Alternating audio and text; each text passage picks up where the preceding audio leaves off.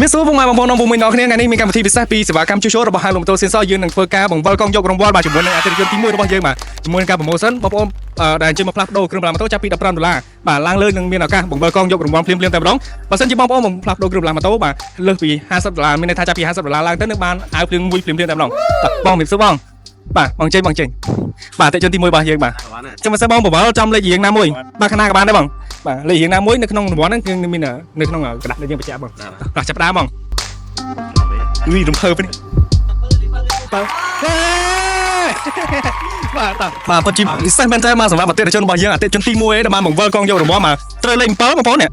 បាទលេខ7លេខពិសេសណាមានតែមួយលេខតែម្ដងបាទលេខតែមួយទេចង់សួរចំណាប់អារម្មណ៍របស់អតិថិជនរបស់យើងបាទមានសួរបងបាទបងយកឃើញមិនដែរសម្រាប់ការបង្វិលកង់នេះយករង្វាល់គឺពិតប្រាកដមែនអត់បងបាទពិតប្រាកដមែនបងមិនបានបង្វិលកង់គាត់ថាងាយគាត់ថាយើង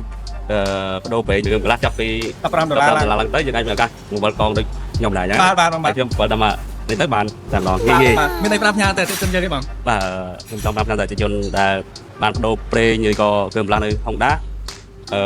ចាប់ពី$15ទៅមានឱកាសបើកងយករង្វាន់ផ្សេងពី Honda បាទ Honda ស៊ីនសនបាទអញ្ចឹងបងនេះខ្ញុំបកគោជូនបងអូខេហេងបងអរគុណបាទអរគុណ